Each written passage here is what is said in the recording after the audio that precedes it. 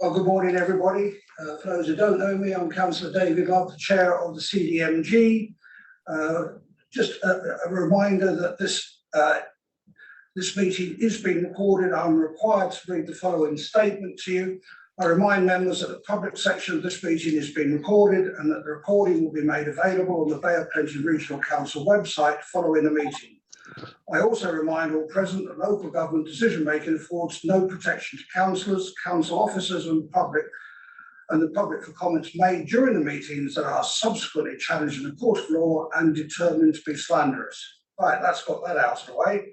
A couple of just very short opening remarks from me. Firstly, I make really no apology for cancelling the last meeting. It was at the height of when the Delta virus was hitting us.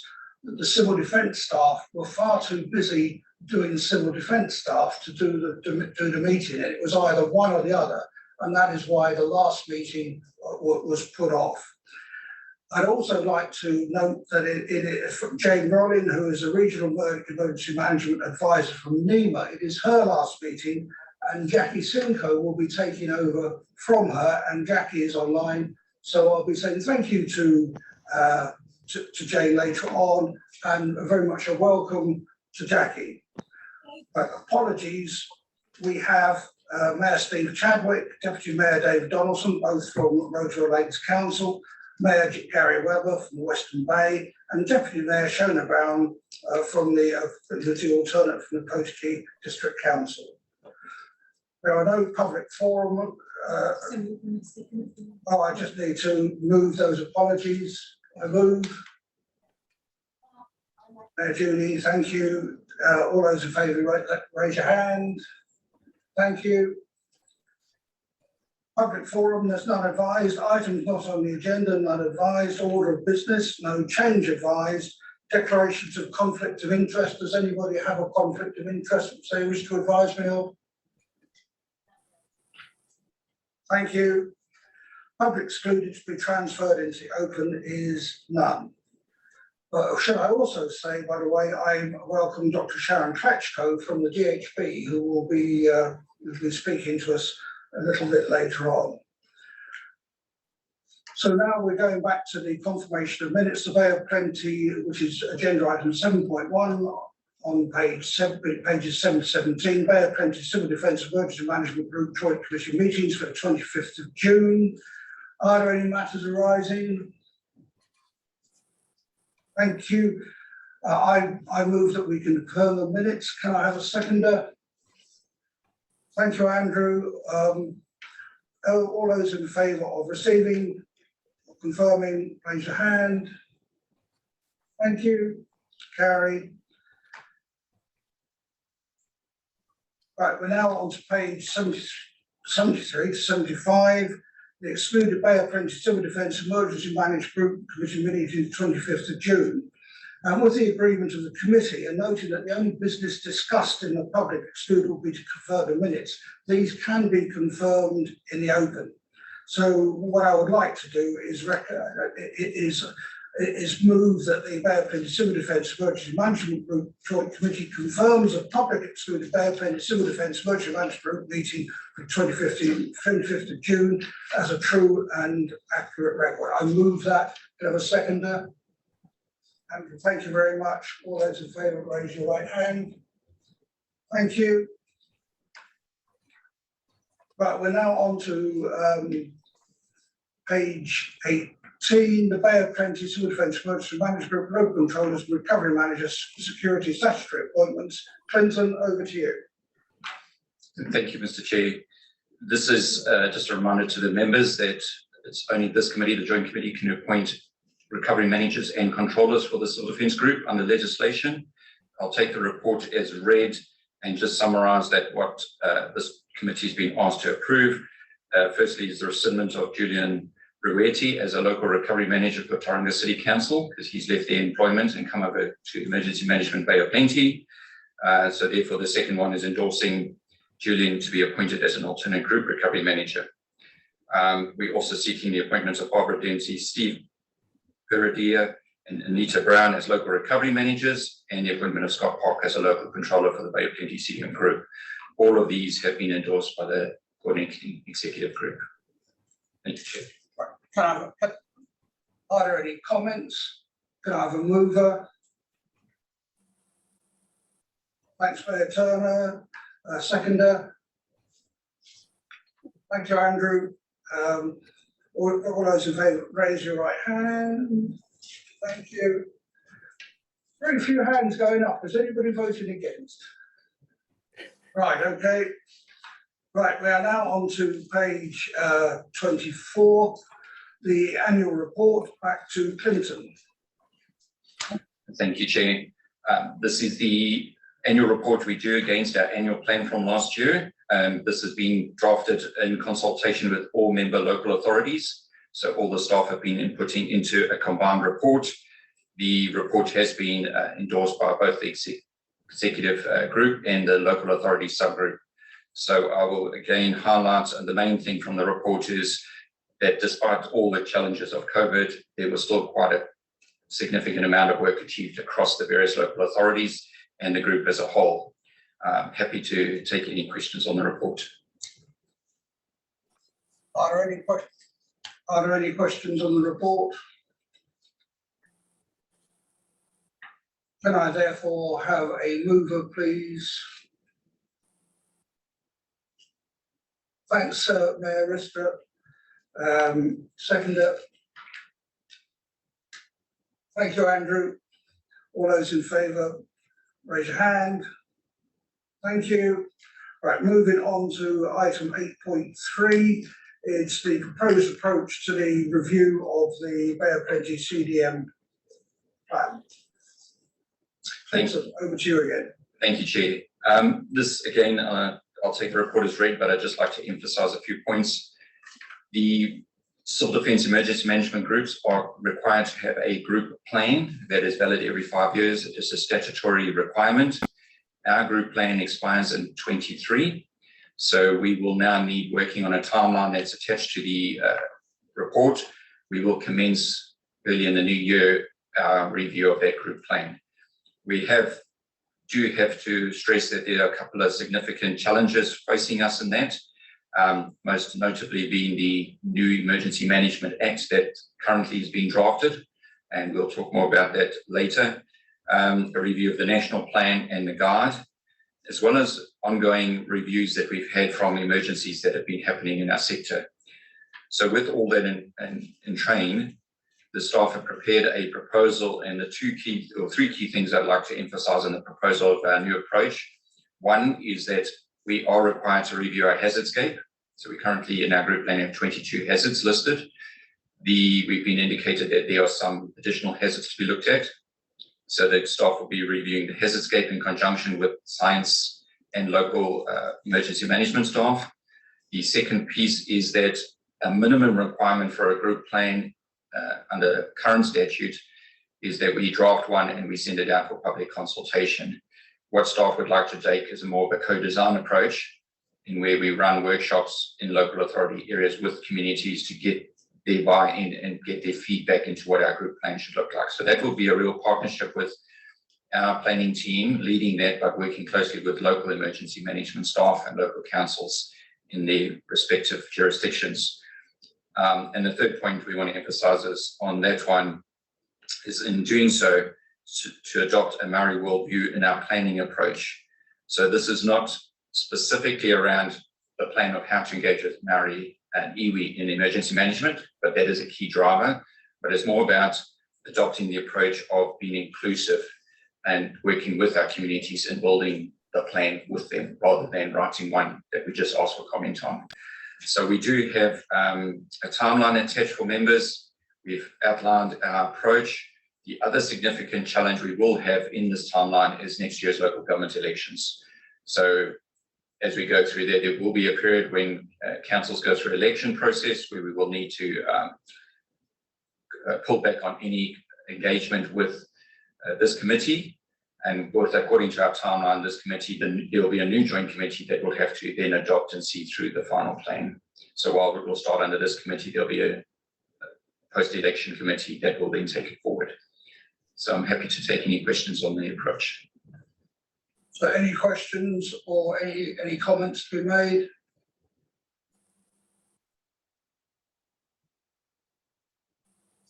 No, thank you. In that case, would somebody like to move the recommendations on page 51? Thank you, Deputy Mayor Isles. Seconder, I'll second. Raise your hand, all those in favour. Thank you. Passed. Right, moving on now to page 59. The Bay of Plenty CDM Group reporting dashboard. Back to Clinton. Thank you, Chair. For members, just would like to highlight on this one is what we've encountered over the years is our frequency of meetings of this committee and subcommittees, being the Coordinating Executive Group and the Local Authority Subgroup. We technically have a meeting every month of one of those committees sequentially, with each forum meeting 4 times a year. What we found in the past is that the traditional quarterly reporting has often been out of sequence with those meetings. So often a quarterly report would be outdated by the time you receive it. So what we have proposed is that we would like your endorsement and approval to introduce dashboard reporting to every meeting. So the staff have worked very hard to design a dashboard reporting, and an example is there on page 60, where every member local authority, as well as Emerging Bay Plenty, will have a high-level dashboard report of tracking our activities and key projects, special projects, as well as our training state towards our capability. We've also attached a full dashboard, but purely as an example at this point, as the final, once approval by this committee is made, then the staff will work with local staff to make sure that's updated.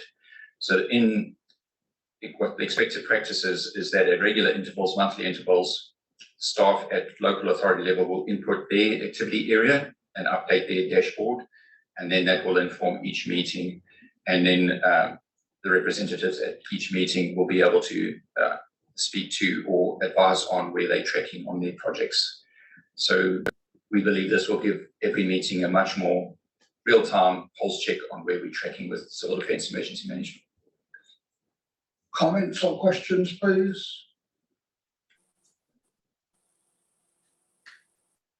Mayor Risper.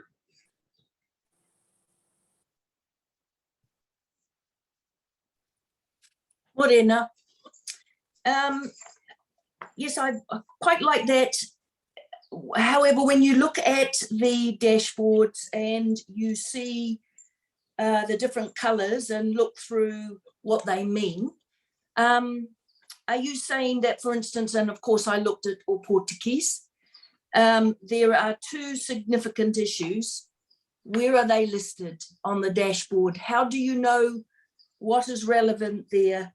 So there's 19 planned activities, 2 significant issues, I take it from reading it. What are they and why don't they show, if that, or will they show, I suppose would be my better question, Clinton. Yes, thank you, Mayor, very good questions. So definitely behind the dashboard, I should have explained, there will be the actual reporting, so the explanations behind that, which will be made available. But for the actual meetings, we didn't want to bring all that up because it becomes quite in-depth reporting again. And what we would expect is that before you've come to this meeting, your staff have actually given you a briefing on your specific area. So you're aware of that. So what we're trying to do is get each member, when you come to these meetings, you're fully briefed from your own staff of what, because they're reporting the issues. And you will be informed of that, and you can talk to those in the forums if required. And we can still, with your executives and your local authority tier 2 managers who sit at the local authorities level, they will have the knowledge of what sits behind those explanations. Thank you. Further questions or comments? No, in that case, I move the recommendations on page 59. Seconded. Maristra, thank you. All those in favour, raise your hand. Thank you, carried. Right, now we move to item 8.5, page 66. and welcome Sarah Osmondson, who is the General Manager of Regulatory Services, to brief us on Regional Safety and Rescue Services funding. Sarah, over to you. Thank you, Chairman, and kia ora tātou. This is not a surprise paper. You have seen the development of this work over the past several years, but just to recap, as you all know, Regional Safety and Rescue Services providers have for some time sought to have a single source of local government funding rather than having to apply to each council through annual plan and long-term plan processes. As a result, the Regional Council consulted on the potential to centralise those funding mechanisms across the region and have a targeted rate specifically set for Regional Safety and Rescue Services. This was confirmed in the new long-term plan, and an initial funding of $400,000 was set aside. This paper asks you to approve the initial implementation approach that we have set out in the paper. That is, we've got a two-stage approach because there's quite a lot of getting the systems up and running to run a funding mechanism like this. So for our first stage, we've just been working with all the councils across the region to make sure that no providers have been left behind. So that's working well this year. Everyone that has previously had funding through our councils will continue on with that funding this year. But the second stage of this is having this group as the governing body going forward, which is helpful because all partners are at the table here, and we also have all of the emergency service providers at the table at KEG. So we are looking to you to approve that operating model that's set out on page 68. And also, importantly, the funding criteria, which is on page 71. And if you approve that funding criteria, that allows staff and members of the KEG to come together and get ready for next year's funding round and how that targeted rate can be applied to the providers. So no presentation, but any questions, and I'll take that paper as read. Questions or comments, please?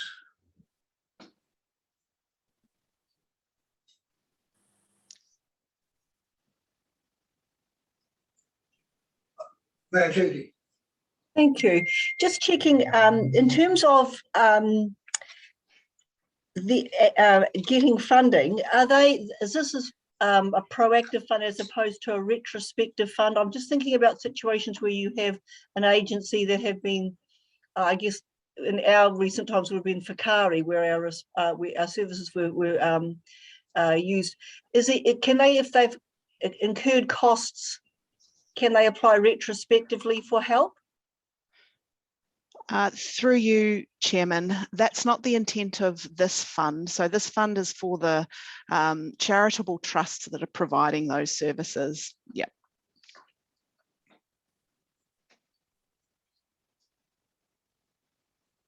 Commissioner Tolley.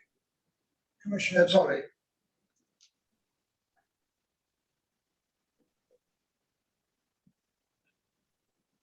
Sorry, Anne, you're not wanting to speak. Sorry, no, I was thinking. Okay, thanks. Right. Any other further questions or comments? This is quite an important move forward in this area. So I just want to make sure I just give it the time it deserves. And unless there are any other questions or comments, can I ask somebody to move the recommendations on page 66? Moved by Mayor Judy. Seconded. Mayor Istra. All those in favour, raise your hand, please. Carried. Right, I welcomed Dr. Sharon Klatchko from the Lakes DHB earlier in the meeting, and now we're also joined by Owen Wallace, who is the General Manager of Corporate Services from the Bay of Plenty DHB, who are going to give us a verbal update, but I can't think what the subject matter might be. So Dr. Sharma, is it, are you leading or was it Owen to lead? I'm fine to lead. I haven't got a PowerPoint. This is a verbal update. As you know, we're currently experiencing an outbreak of the Delta coronavirus, which is about twice as bad as the Alpha variant was, and that was about twice as transmissible as what they're now referring to as the wild type, the original coronavirus. The Delta outbreak has been in Auckland since the middle of August. One person who came from Australia was in managed isolation, was the transmitter of that virus, and it has now spread throughout New Zealand sporadically. The preponderance of spread was in Auckland, and that has peaked and is now coming down, which is good because Aucklanders are now free to leave if they're vaccinated. The issues to do with our region, and I'm going to include Topo Turangi in my report because the Regional Bay of Plenty also covers now that responsibility. It was Waikato for health, but because it's more practical, the Bay of Plenty is now picking that up, that Topo Turangi responsibility. So the most recent report from the Lakes District Health Board, Rohi, which covers Rotorua, Topo, Turangi, Minganui, is that we have had a total of 37 cases since we've had our first one, which was around the 10th of November. We're currently, though, our current number is only 8 active cases.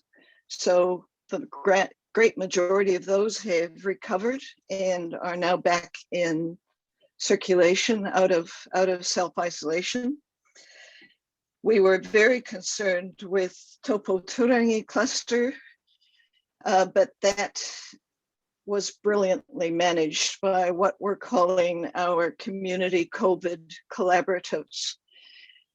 And this group of people, it's truly a partnership between iwi and health and community providers to support and care for people who are isolated in their homes or provide them with alternative accommodation. In Turangi, what we did was provided some people with well kitted out mobile homes for one person, but cared for. So they had their groceries and everything delivered for the time of their isolation. That significant effort smashed that cluster. So, you know, thinking back to the original COVID, we actually stopped it. The COVID community cluster collaborative stopped it.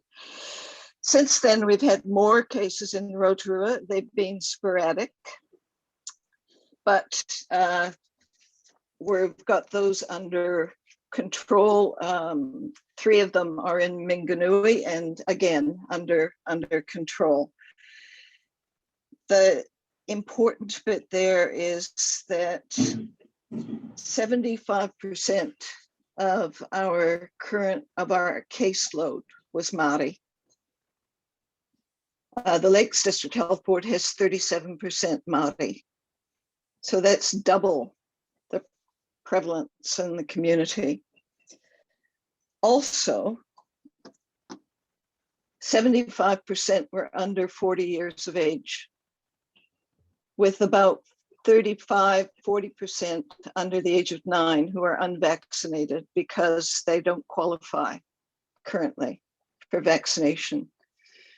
So what I'm basically trying to highlight here is the risk our young people have from this virus and this infection.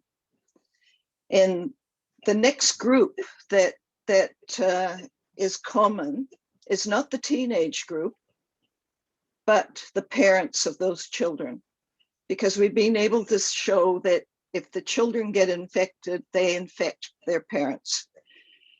And they can infect dual vaccinated parents who can then go on to infect other people.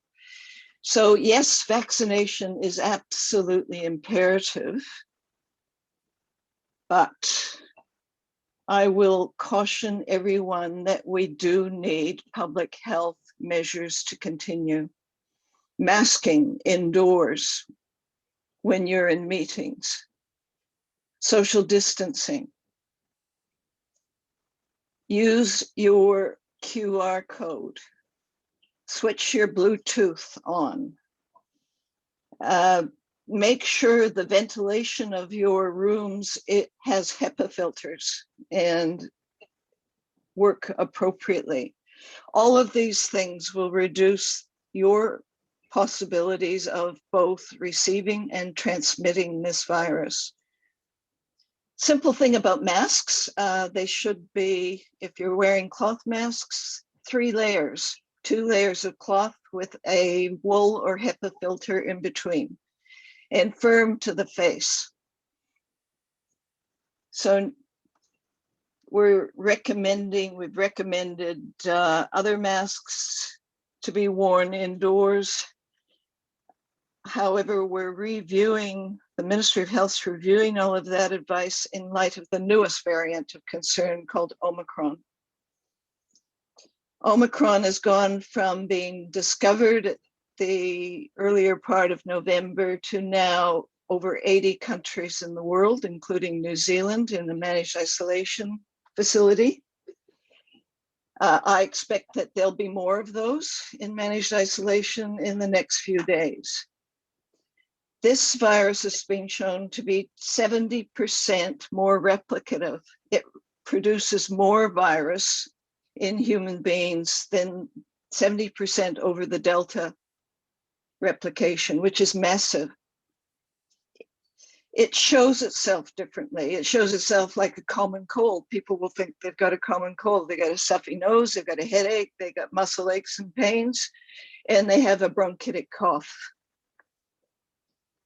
As soon as they cough, they spread the virus. So again, the masking is going to be essential and the social distancing is going to be essential. We don't know how significant this virus is yet. It's got over 50 mutations from the Delta one, but we should know that within the next week. So unfortunately, this is not the end of the coronavirus SARS-CoV-2 pandemic. It will carry on until we get the world vaccinated. And vaccination in the world is now 3 doses of Pfizer. So there's the normal 2 doses plus the booster. And I want the mayors to understand that an announcement might be coming out in the next couple of weeks that will put the time frame of that booster up to 5 weeks. And that'll depend on how many Omicron are being brought in under managed isolation. So we think we've got a stake in the ground with this virus, and we don't. We shouldn't underestimate it. The Director General of the WHO said, do not, in your peril, underestimate this virus. Keep your communities safe, have your messaging active. And we're lucky in Lakes. I think we've got a manageable number, and Toitiora are happy with us. I'm going to hand over to my colleague at the Bay of Plenty, who has a little different scenario to present. I have the numbers of that group too, if you want me to comment when it comes up, Bowen. Thank you. Any questions from me? Or do you want to leave it? No, I think what we'll do is we'll wait for Owen's presentation, and then I'll ask for questions from the group, and then you can both answer as appropriate at the time. But certainly the numbers are important to us. And also later on, if you could just comment on what you see as the effects of opening the floodgates from Auckland and the traffic light system change. But before we get into that, can we go to Owen, please? Tēnā koutou katoa. I do have a hopefully short presentation if you have time for me to go through that. So, Yes, please. okay. Now comes the test of whether I can actually put it up there. Are you able to see something which has something that looks a little bit like a honeycomb on it? Yes, we can. And we're in the preview. You just need to go to the full presentation down at the bottom. That's it. You're doing it. Thanks. Yep. And I guess the only one comment I would make about the starting. Sorry, that didn't work. Can you press the presentation button at the bottom again? There we go. Have you got it now? Okay, sorry about that. One comment, and the reason we use the honeycomb is just really to show that there's a whole bunch of facets in how we have to respond to something like COVID. And each of them, I'll touch on some of these as we move through. Sharon's already given some of the numbers. This is as of 8:30 yesterday morning, the numbers which, and they cover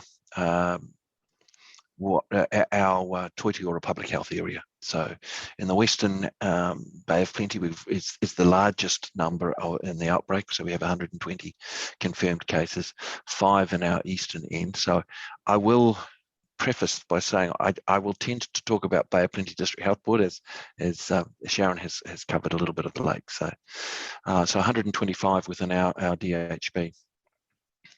Of that, 71 remain active cases. The other points of note, obviously we've got testing all around the region, and a number of that it's DHB testing team, but it's also coordination of primary and iwi community providers who are running some amazing testing and vaccination across the region. We've had exposure issues at both hospitals. And an exposure issue is simply where an infected case comes into one of our areas.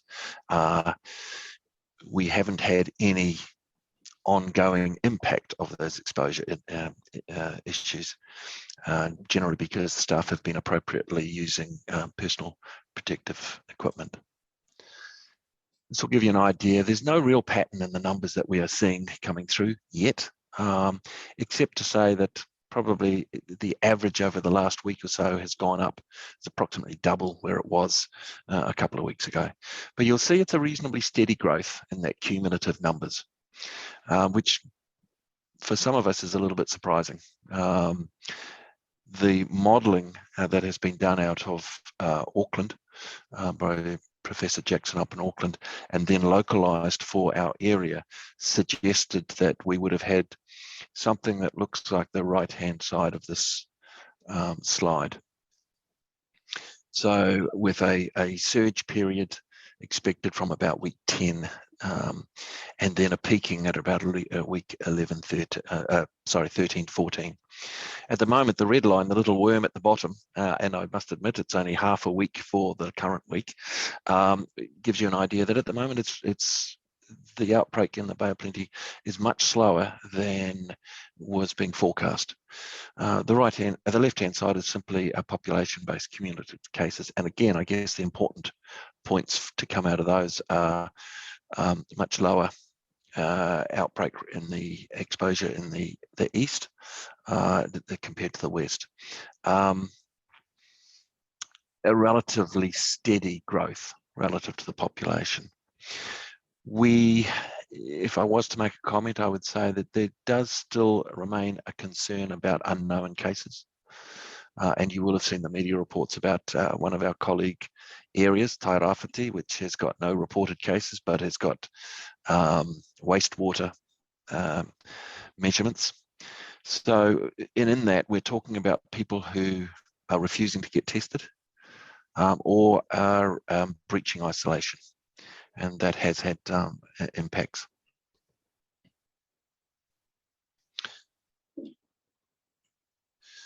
Vaccination. It's a bit of a detailed slide, so I apologise for how much is on it, but it gives you a bit of a breakdown. Overall, Bay of Plenty has exceeded the 90% first vaccination target, and we're sitting at about 85% fully vaccinated. The expectation is that we will be over the 90% fully vaccinated, possibly by the end of this week, certainly early into next week. And booster vaccination has commenced. There's clearly a range across our territorial local authorities, and the key issue is we really need all of our populations as highly vaccinated as we can get. So increasing our vaccination rates across our Māori population is a high priority for us, and we're partnering with community and iwi stakeholders to deliver targeted vaccination events, and you'll be aware of a number of those that are occurring within your territorial local authorities. Currently, the vaccination rate is around about 30% of daily vaccinations are Māori, which is slightly above our population, overall population for the Bay. So it is targeting, and it is getting to the populations. You may have heard recent announcements. COVID is obviously a major community-based issue, but it is having hospital impacts, and there's talk of impacts on the hospital systems or the health system. So some of those that are occurring right at the moment, we've been upgrading the facilities here at Tauranga and at Whakatane, specifically the inpatient facilities here in Tauranga, with conversion of ward spaces into complete wards being negative pressure areas. We've just had the recent announcement, which was made in the last couple of days, for some additional dollars going in to expand ICU and high dependency units, and the new and separating out our cardiac area from those, plus additional negative pressure wards. Why is that important? I guess the message from that is similar to what Sharon said. This is going to be around for a while, and we will be catering for cases in the community and in the health system. And for us to manage it appropriately, we need the physical equipment and the physical conditions to appropriately manage cases. New Zealand, you may be aware of the stats. New Zealand has approximately half the level of ICU beds relative to the population as Australia, for example. So compared to the rest of the world, we are low in our numbers of high dependency and intensive care units. Key issues: speed of the developments. Some of you will be aware when cases get identified within one of your smaller towns, and how quickly the teams from across the community have to get together to try and develop a response. Recently, we had a situation where Te Puna Ora o Mātātua was running a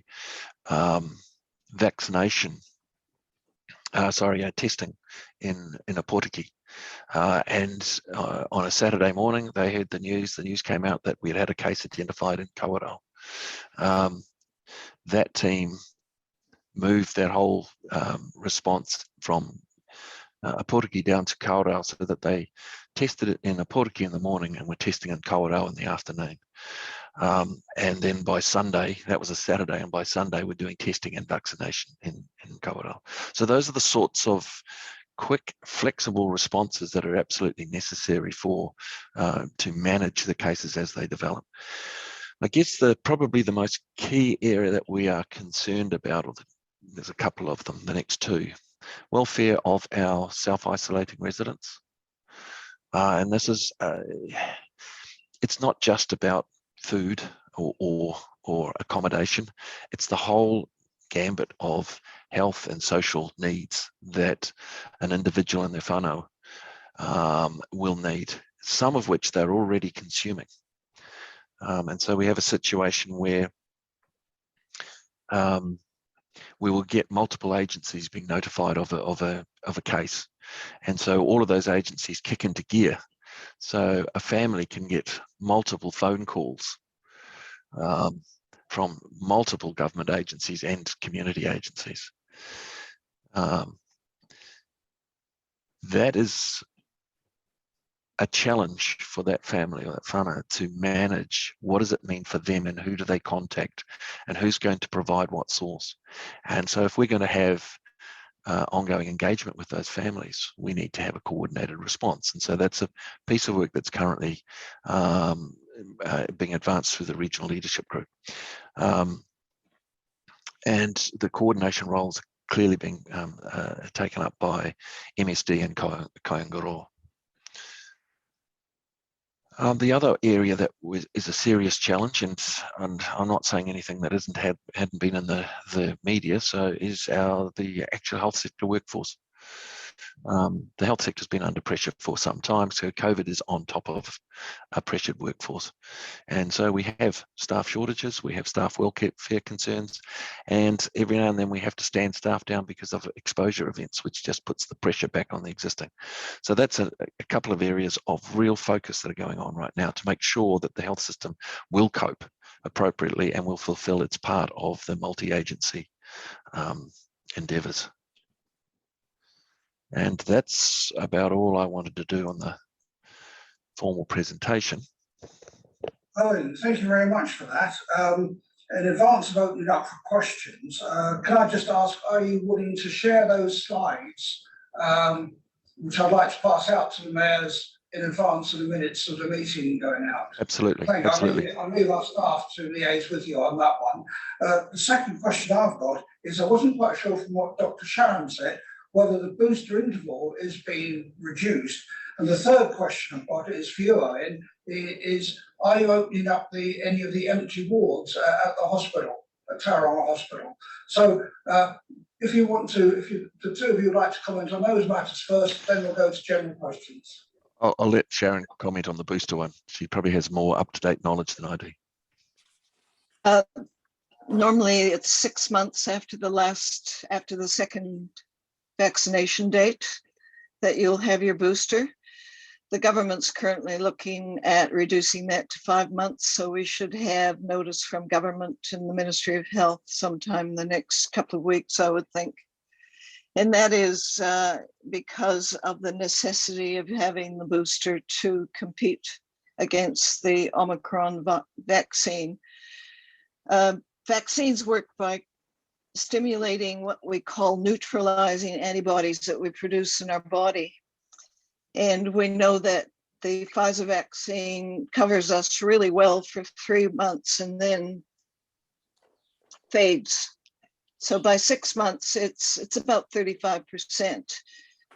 When you look at the neutralizing antibody response to the new variant of concern, Omicron, it's about 5%. So that's why the push, especially in the UK and Europe right now, to get people boosted, literally, because they're under the gun. And, you know, we're lucky, we've got time. Just something else I wanted to mention that I probably didn't stress enough was, even if you're fully vaccinated, you are still infective, potentially. The risk of you infecting others is still there. So even if you're fully vaccinated, you need to mask and social distance and hand wash and all the rest of it. You know, it doesn't mean you can just carry on life as normal. We haven't eradicated this. We're now living with it. To live with it, we have to take these other precautions. And what we don't want to do, of course, is infect that 0 to 10 age group who are unprotected at the moment. Our mokopuna and our tamariki are valuable people. Owen. I'm assuming reference to empty wards is the reference to the facility at Tauranga that is has empty floors, which is not exactly the same thing. There are no empty wards ready to go. One of the floors on the what we call Building 50, which is the Cameron Road, large Cameron Road facing building, is being fitted out as part of that government funding upgrade for the cardiac catheter unit, cardiac care unit. So those are just shells. At the moment, there are 2 empty shells on there. They need complete fitting out. And as we move forward on this, yes, we will be developing those areas, and they are part of our ongoing development, but they're not going to be available quickly. We had to reactivate an old area, which we had decommissioned as unsuitable for inpatient care. We had to activate that for a period while we decanted some patients into them to allow their existing wards to be turned into negative pressure areas. So the work I mentioned before that we're doing is happening in a facility that is 90% full on a daily basis.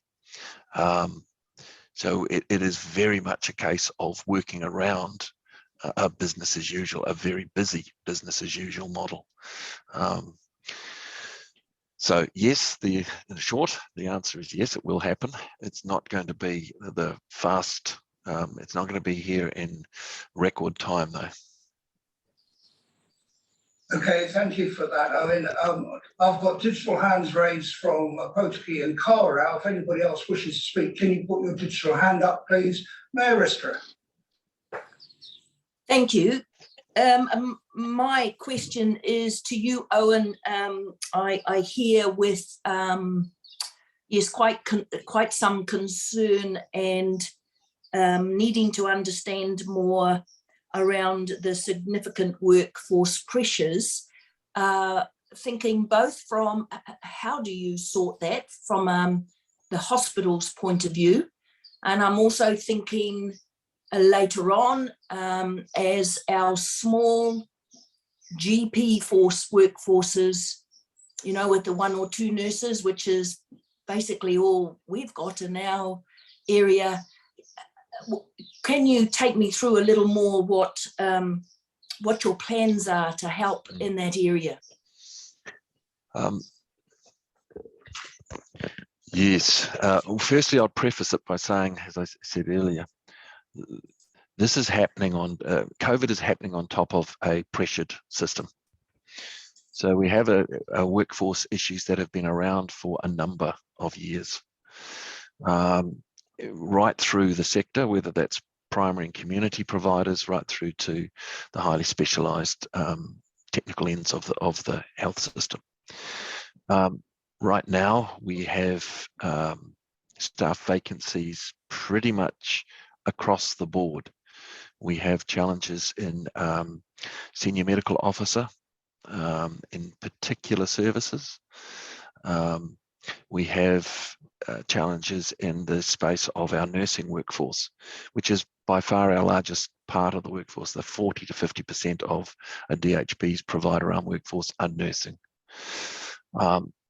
And we have in there the impact of growth, the impact of COVID, the impact of the mandatory COVID notice, which has impacted the health sector, and we have got a range of health professionals who've been stood down, and I'm sure you're all aware there's been publicity around that, so I don't really want to go too much into that area. What are we doing? Well, I guess there's short term and there's medium term and there's longer term. Right now, we are really focused on the short term. There's a piece of work that is looking at medium and longer term. How do we attract staff? You've got to remember that for a number of years, the health system has been using overseas health professionals a lot.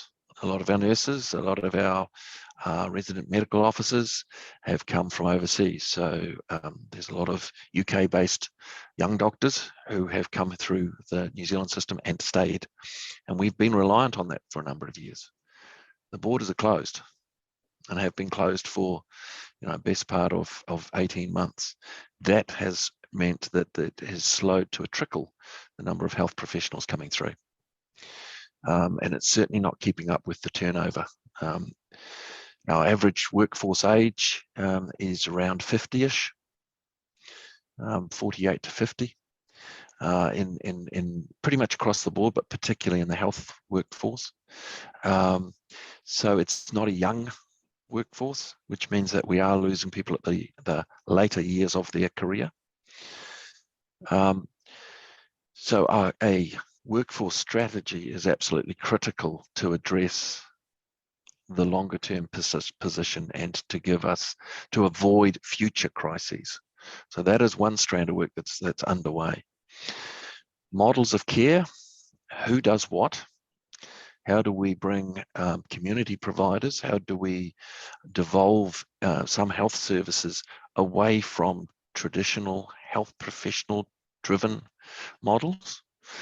Is another piece, another strategy, another strand in that strategy, I should say.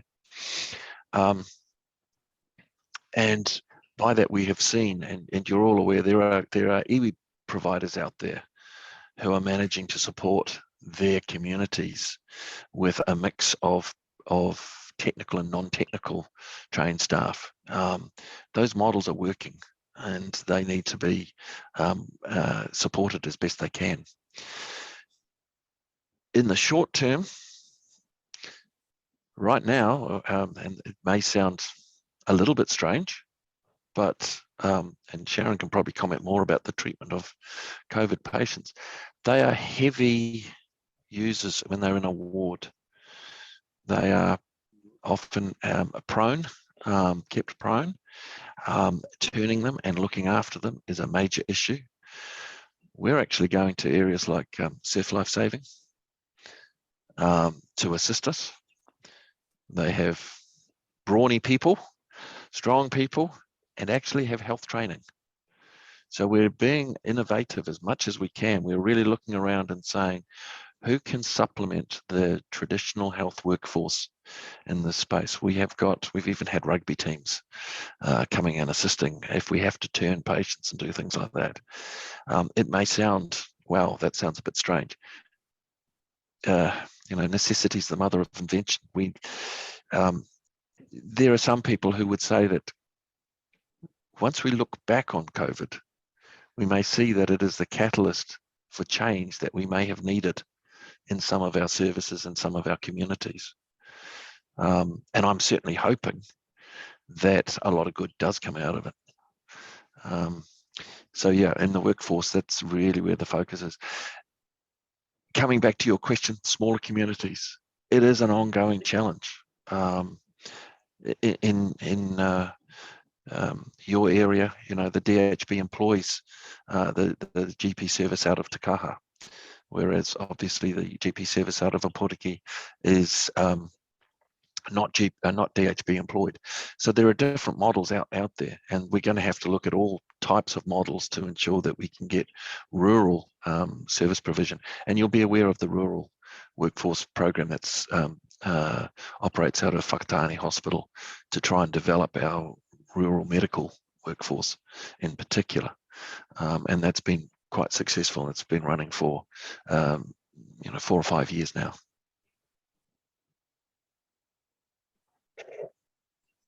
I'm not sure if that answers your question. It does. Chair David, may I just ask whether or not it would be useful from us as a committee for a letter to go to the appropriate ministers looking at the need for opening up our borders for specific extra staff, etc. I'm just wondering if an ask from us, from a civil emergency situation would be something that would be of value. I can say very much affirmative to that. I've just asked Clinton the question, and Clinton will get on with it, and hopefully we'll get that one out today. Does anybody disagree with us doing that? Because we will be doing it on behalf of the whole of the Bay of Plenty. I probably should. Right, thank you. I should much make the comment that when I said the borders are closed, it's a trickle that's still coming through. So health professionals are given treatment as a priority as essential, but the volume is what is only a trickle of what used to come through. No, I think we appreciate that. I mean, it's anybody who watches the news will be seeing that. But thank you for that comment. So, Mayor Campbell. Yes, through you, Chair. Owen, thank you for that report. I'm not 100% convinced that we're having the rugby club and the local knitting club and all the other people having to step in for professional services is the right thing to do, but never mind, that's another story. What my question to you is, though, and it's just an observation, it's all about human nature. And if you've got a whānau, and I'll give you an example in Covert, and it's not a specific one, but I'm just telling you now, I know of households that have got 3 families to a house. And if one of the whānau come home and has struck the lottery and has COVID, obviously you and the Toyota Health spring into action. And I spoke to Phil about this yesterday. My concern is also the fact that there's a social issue to this, a big one.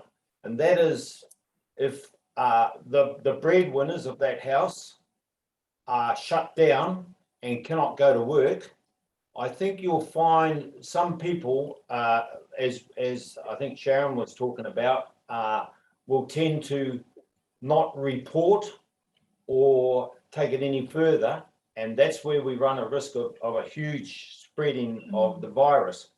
Are the lead agencies talking with Mike Bryant and the likes, because some of those people will need financial assistance to keep the bread on the table? That's a real concern.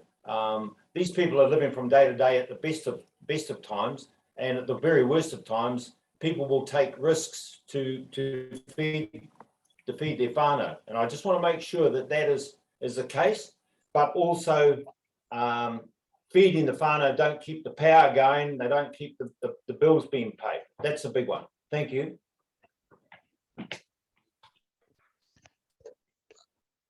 Is there? Yeah, all I can comment. I would say I'm in total agreement with the comments that have just been made, and because I did make the comment that we've got unknown cases because people aren't getting tested. And they're not getting tested because they know if they get tested, they have to stand down for a period. And then if they're found it's positive, they have to isolate the whole family. So we know it's going on. We also know that where people have been tested, members of the wider family have left the area and have possibly even gone into a totally different district. We've had people going down to Hawke's Bay, etc. It is happening, and it is human nature. It's what you'd expect, and that's why there is a meeting this afternoon. I think it's the Wairiki Regional Leaders Group meeting, where they are considering and working through the plans for how does all this support get coordinated, because you're absolutely right. There's lots of agencies out there, but unless the package is put together for a family, there will be gaps, and it will not be successful unless all of the parts of it are actually being addressed. Yeah, thank you for that. And I'm a bit concerned about that area myself, because it's the regional leadership group which is supposed to be taking the lead on this, and yet that's got nothing to do with civil defence. I wouldn't say it's excluded from it, but it's not in our particular area. So I've got a concern about how all that is going to work with a new set up system. Malcolm, you still got your hand up. Are you finished? No, I'm never finished, David, you know that. And I just have to say on behalf of my Mirror colleagues, It's imperative that the service providers and I must also include, we're the first response when it comes to the media. And I asked Phil yesterday, and he has promised that will happen if there is an outbreak in our communities, is that we don't need to know the specifics, but we do need to know what's actually happening on the ground, where the services are springing into gear, because when the media get hold of us and we can't answer them, then the whole thing gets blown right out of proportion. And the three of us and the four of us, especially me, Mrs. Tolley, know exactly what it's like when the media get in there and with their hooks in, they tend to make life bloody difficult. And when I get grumpy, I tend to say some things that David has just warned me against this morning. And I got myself in all sorts of strife last week with the media, and which I apologise to. However, if we're going to fight this, we've got to fight it on all fronts. And I'm just looking at my Merrill colleagues and Anne Tolley.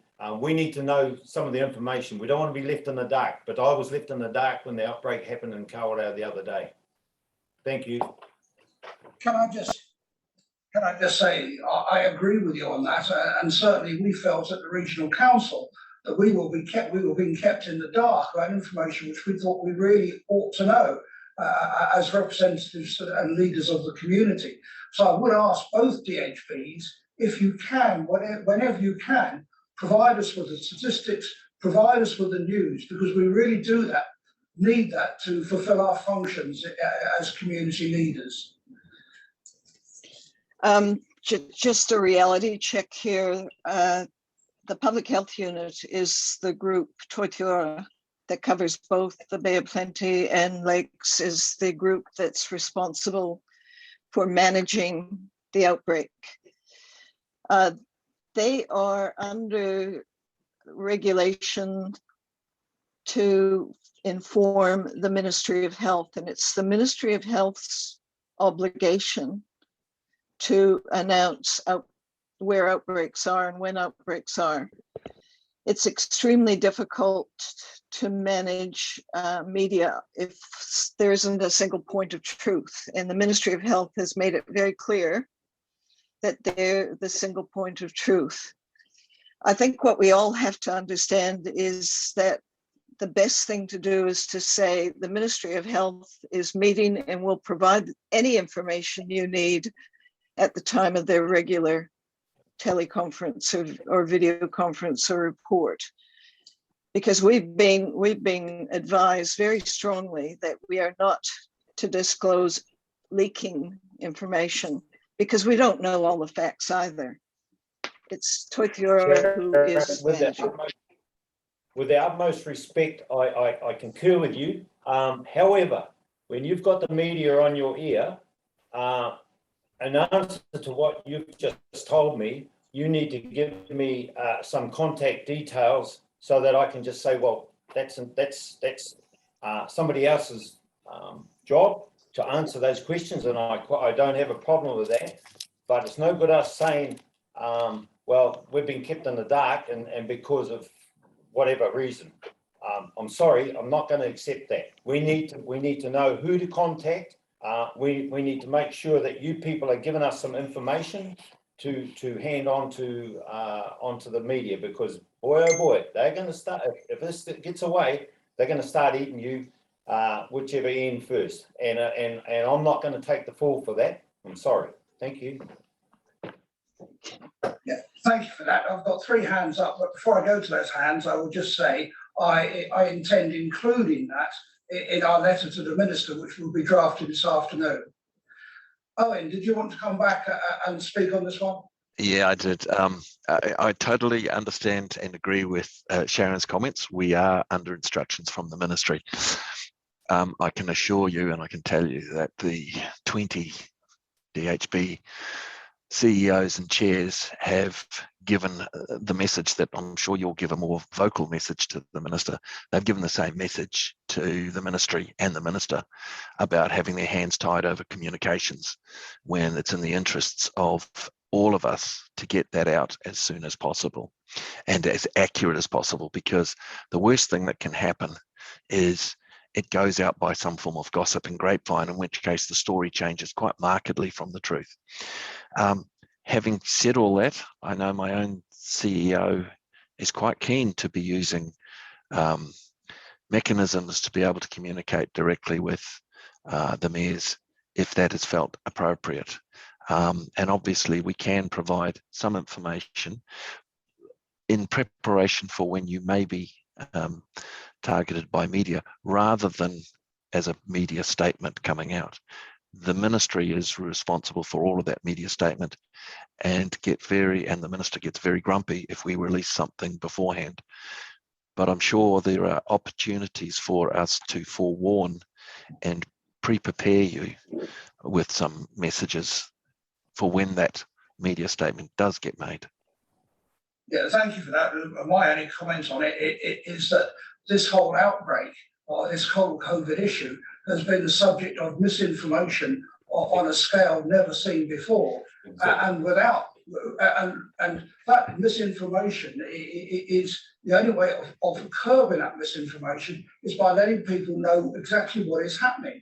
And there's been a void of that happening, and it's vital that we do get to hear it. And that's the point we'll be making in the letter as well. Mayor Judy, I see you've got your hand up, but John's had his hand up for some time, so I'll come back to you, and then John first, please. Okay, thank you, Mr. Chair. I just wanted to comment in regard to the mask wearing. Both Raywin and Owen have spoke quite a bit about the benefits of mask wearing, and just a couple of observations I've observed this week. Earlier in the week, I think it was Monday, I was at a meeting where we met outside for some considerable time, and everybody had their masks on. But later on, when we retreated for an indoor meeting, all the masks came off. And then subsequently, I was at another meeting a day or two later, and there was a lot of commentary from quite a number of people about or they made the observation that mask wearing and businesses having masks at the door for people and so on was much more prevalent in Te Puke than in Mount Maunganui or Tauranga. And so I was just wondering, and I know as a country, we're all COVID weary, and most of us are mask weary too, probably myself included, it'd be fair to say. But do the DHBs have a plan to highlight and emphasise the benefits of mask wearing? Yeah, I think there's a double edge to this one. Firstly, I think just empirically looking at people going into supermarkets, the take up of people using their phones to register, it really is virtually 100% at the moment. But equally, I made a rare visit to the cinema the other day, and everybody wore a mask going in. And when the lights came on at the end, there's hardly anybody wearing a mask. So there is a lot of misinformation or a misunderstanding about the mask. Yes. And certainly that needs to come out in the communication and in what we're telling people to do. So, Mayor Judy. Oh, thank you. I just want to go back to the previous discussion about the Councillor Mayor Campbell's request for information. What I've been finding is that the District Health Board have been really happy to provide me with an early heads up on cases, some of which are still being investigated and have not been fully confirmed, on the basis that I don't go to the media with it or respond to a media request for information until the 1 o'clock each day, when it's officially announced by the Ministry of Health, after which time I am then allowed to comment. But I appreciate the early heads up and would love that to continue. But it was made very clear to me that it was on a trust basis. And if I breached that I'd suddenly stop getting the phone calls. And I know for myself, we've had a couple of situations where we thought we had an active case And by the time it was fully investigated, actually it was the person who had overreacted and put it out there that they were positive, and they hadn't actually had test results at all and weren't positive. And so you can create alarm unnecessarily. So my experience is the District Health Board will keep me informed as long as I keep quiet until the Ministry of Health have had the right to announce it when it is appropriate, that I am not the judge of when that time is right.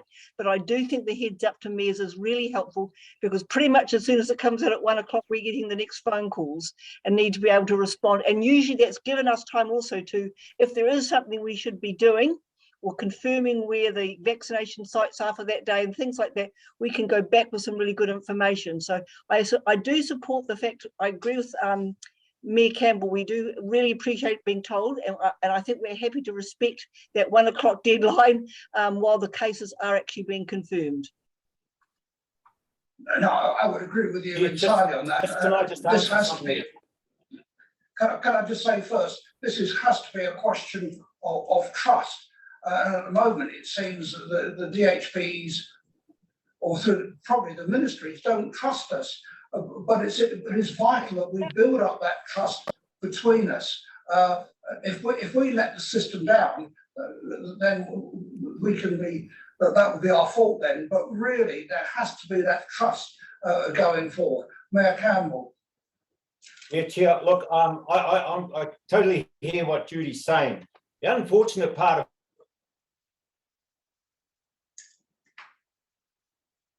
now, if that's trust, and you want to get a grumpy minister. We missed that last comment. Can you just repeat? I learned about that case in Colorado at 7 o'clock in the morning on Facebook.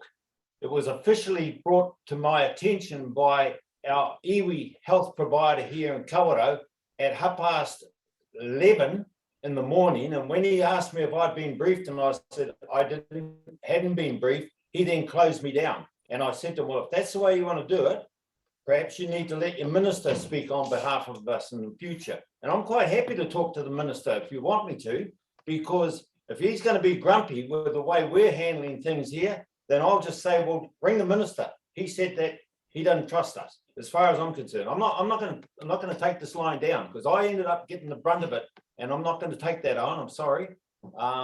As far as I'm concerned, it was not handled very well. For somebody to have overheard a doctor and 2 nurses speaking, and then went out on Facebook, you'll get a grumpy minister if you knew that. Thank you. Yeah, thank you for that. I've got Fiona McTavish, who's the CEO of Bay Plains Regional Council, online. Fiona.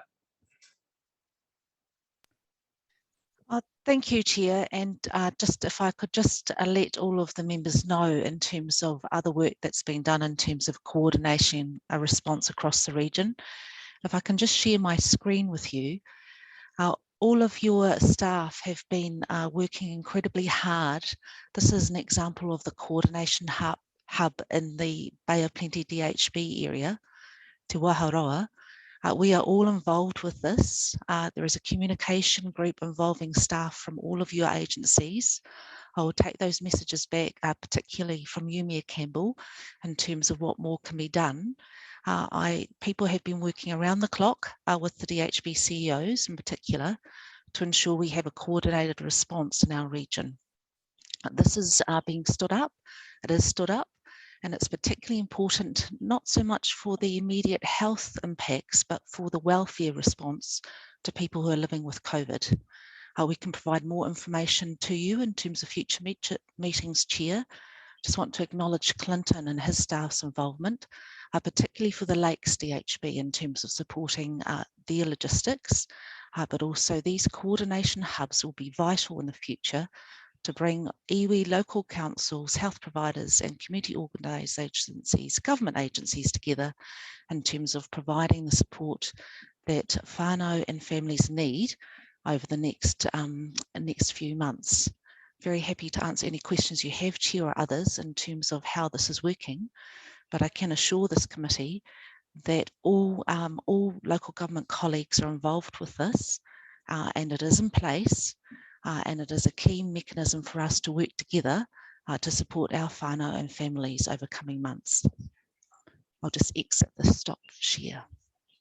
Yeah, thank you for that. Are there any comments on that or any questions? No, thank you. I don't see any other hands up. Can I take it there are no further questions or comments? Right, what I'd like to do is move verbal receipt of this report and include it in that verbal receipt. I would like to include the fact that we agreed to send a letter expressing our concerns to the Minister as we have discussed today. All those in favour of that, raise your hand, or second it please first. Mayor Julie, all those in favour, raise your hand. Carried. Right, Dr. Sharon Owen, thank you very much for your inputs today. We're not getting at you. It is just this is how we've got to learn to live with COVID, and how the various agencies must learn to live and work together as we go ahead. Because as you said, this isn't going away. This is a long-term problem we face. But thank you for your contribution today.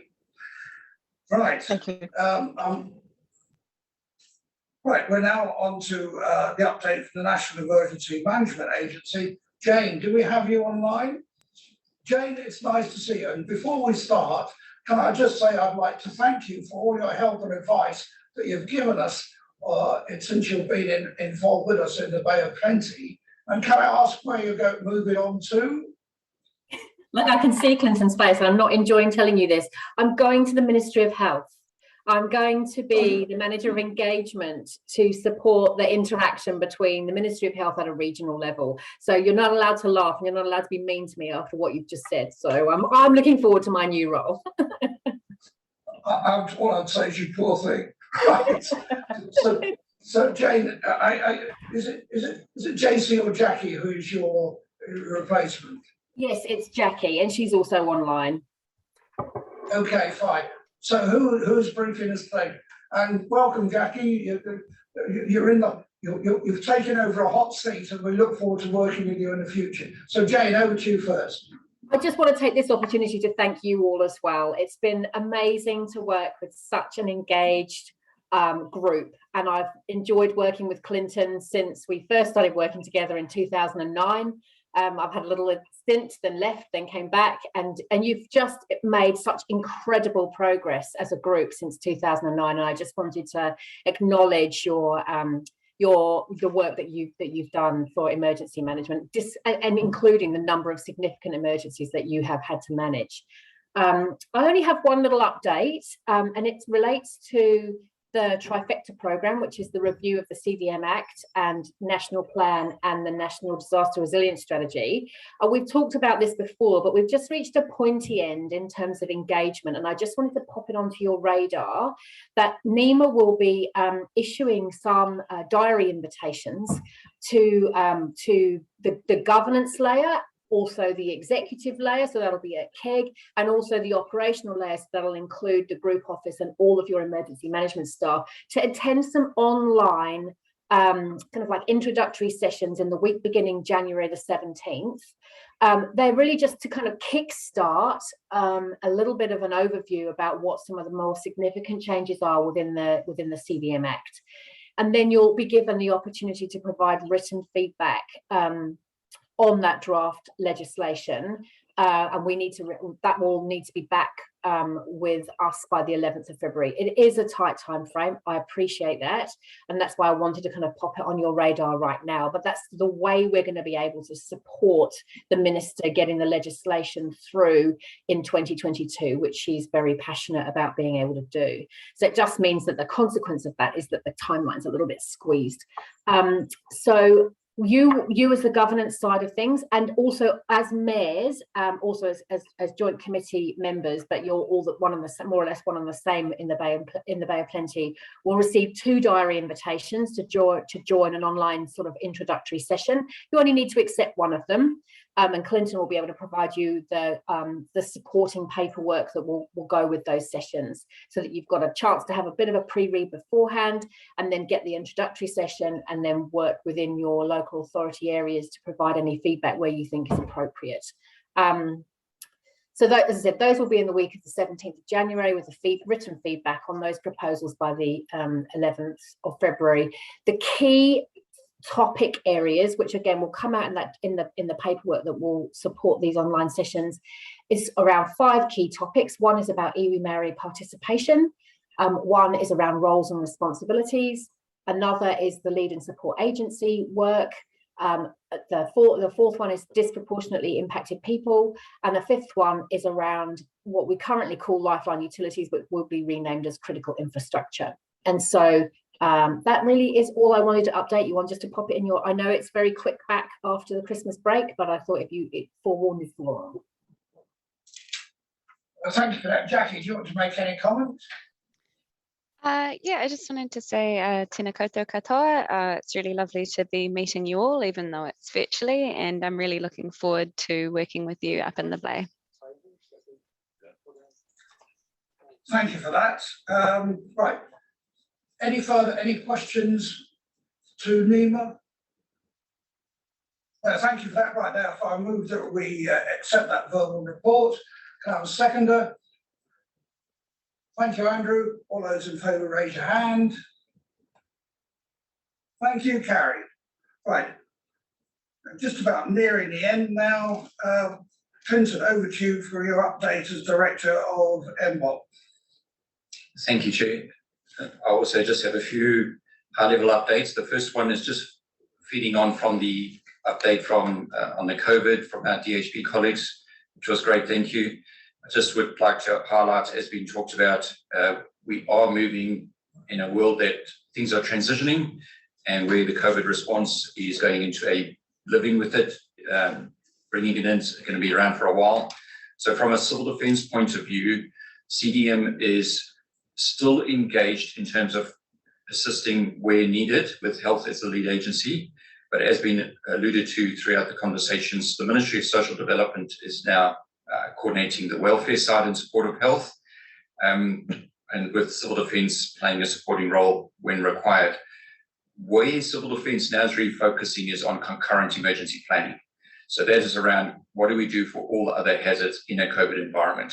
So for example, when we're looking at evacuations for a tsunami or a flood or that, and there's communities in that area that have been impacted or with positive cases. So that's the kind of work that we're working on at the moment, but still supporting that, the ongoing efforts. The other key, on that point, it was alluded to as well as Taupo District Council has some jurisdictional boundaries, challenges, in that they come under the Lakes District Health area, as Dr. Sharon Kolechko had mentioned. They're also under the Bay of Plenty Regional Leaders Group, but they technically or legally are under the Waikato Civil Defence Group. So we have an agreement now with Waikato as an interim arrangement that Taupo, for the purposes of any support for COVID, will be supported out of Emergency Management Bay of Plenty. So we'll take the lead to support and then bring Waikato in as and when required, just to try and tidy up the relationships. The second update is just to, again, flowing on from that on concurrent planning. It's going back, members remember on the 5th of March, we had a sequence of 3 earthquakes that led to those tsunami warnings and the first ever mass sort of evacuation up and down New Zealand. So just dropping out of that, some high level focus areas. One is the national agency has formed a national working group for tsunami, which is in addition to the current reference group, to progress a lot of the work in the tsunami area. In my office, we've just appointed a 2-year fixed term senior advisor who's going to be looking at coordinating the Bay of Plenty tsunami program. So we're looking at tsunami being, if you look at a hazardscape, it's number 1 and number 3 on a hazardscape list. And number 2 in between that is pandemic. So we're dealing with a pandemic at the moment, as we've been talking about, but both sides of that is local and regional source tsunami hazards. So we need to be putting effort into that. And so we have put in a resource to lead us, to get us ready, as what we're calling tsunami ready for Bay of Plenty. So you'll hear more about that in the new year. Linked to that is a focus done also at Tauranga City Council through the Emergency Management Department, specific work around their tsunami readiness program. So they are complementary. We'll be working and have been working directly with them in support, but we're going to see that also expanding out across the rest of the coastline. Also can just highlight that GNS Science from the 5th of March event are doing some national survey work with communities to understand their behaviours, how they reacted, etc. to that event. And in the Bay of Plenty, they'll be doing some survey work in Whakatane, Kōriki and Tauranga. That's coming up early in the new year. That's just for your awareness. The third thing I'd update on, and Jane's already talked mostly about it, was the emergency management reform. Jane's given you the dates. We've been given a heads up starting 17th of January. We're waiting for the schedule and the appointments and for the material. As soon as it does arrive, I will communicate that out so members have the material and are aware of what to be expected. It is a very tight turnaround, including us coordinating any feedback on the new Emergency Management Act to meet the 11th of February deadline. But as soon as we know, we'll communicate that out. The fourth and last thing from me is just pleased to announce members that the Group Emergency Coordination Centre, the fit out on the 3rd floor of the Regional Council building in Tauranga has commenced. So we're looking forward to getting a facility now that is ours, where we can set up a emergency coordination centre function, and we'll be looking to use that to establish a monitoring system, a situational centre that can provide more regular updates of all risks facing the Bay of Plenty as they unfold. So we're really excited for that work, which we are understanding will be completed in and around February of next year. And that's me. Thank you, Chair. Questions or comments, please? None received, thank you. So we're getting near to the end of the meeting, almost at the end. So just looking at the actions which are on me as a result of this meeting. Firstly, is to make sure that that letter does go out, but obviously you'll all be getting a copy. Does anybody want to see a copy of the draft before it goes? In that case, just leave it to us, because I think the sooner we can get it down to Wellington before the Christmas break, the better. The second thing is, obviously, I'll ask the staff to liaise with the Bay of Plenty with Owen just to get the slides and to get those out to you. And I will try and get those out to you as quickly as possible for the minutes. Finally, or just about finally, it's just to let you know I will be in Christchurch from Monday until after Christmas, but I'll be carrying out my statutory responsibilities as the chair of the TDMG from my phone and my email. And finally, I just want to thank Miranda, who has been our committee secretary and general factotum and really keeps me in order. She's done a wonderful job for the year, and I just want to say thank you very much to her. And finally, to wish you all the happiest of Christmases, and to hope that next year it's a little bit easier on us all. Now, I'm going on my break now, so hopefully you all have a good break too. So that's it. Thank you. Meeting closed. Oops, sorry, it's not closed. We'll start off. Post-meeting, Lynn, do you want to say a word? Lynn. I was just waving goodbye to everybody. Okay, I saw your hand. No, right, okay, everybody. Wave. Is everybody else Bye-bye. waving? Right, okay, good, thanks, bye.